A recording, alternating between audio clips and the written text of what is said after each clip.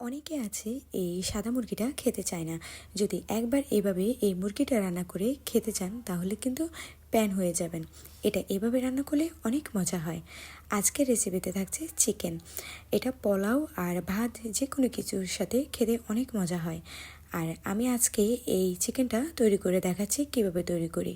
আচ্ছা, এখন মূল রেসিপিতে চলে যাই। এখানে আমি কিছু চিকেন নিয়ে নিয়েছি আর এখানে 1 কাপ লিকুইড দুধ দিয়ে দিলাম। বড় করে একটা টমেটো আমি কেটে দিয়ে দিয়েছি আর কিছু পেঁয়াজ এখানে আমি বড় করে কেটে দিয়ে দিয়েছি। দিয়ে দিলাম গরম মশলা, কাঁচামরিচ আর রসুনের কোয়া। এখন হাফ সিদ্ধ করে নিয়ে এখন টমেটোর উপরে লেয়ারটা আমি উঠিয়ে নিচ্ছি। এখন সবগুলো একটা মিক্সিং জারে আমি এগুলোকে উঠিয়ে নেব।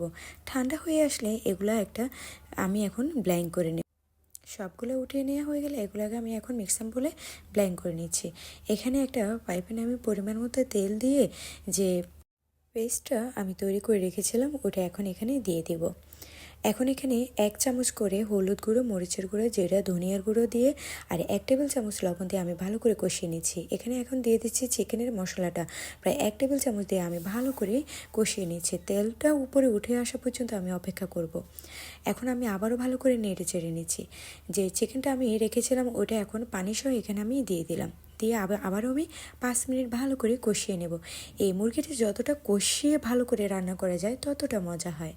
এভাবে যদি একবার রান্না করে খেতে পারেন তাহলে কিন্তু বারবার খেতে মন চাইবে। এখন এটা আমি ভালো করে কষিয়ে নিচ্ছি। এখন এখানে আমি পরিমাণ মতো পানি দিয়ে দিলাম। এখন এটা রান্না হয়ে আসলে এখানে কিছু পেস্তা আর কাঠবাদাম, কাজু বাদাম বাটা আমি এখানে ব্লেন্ড করে দিয়ে দিয়েছি।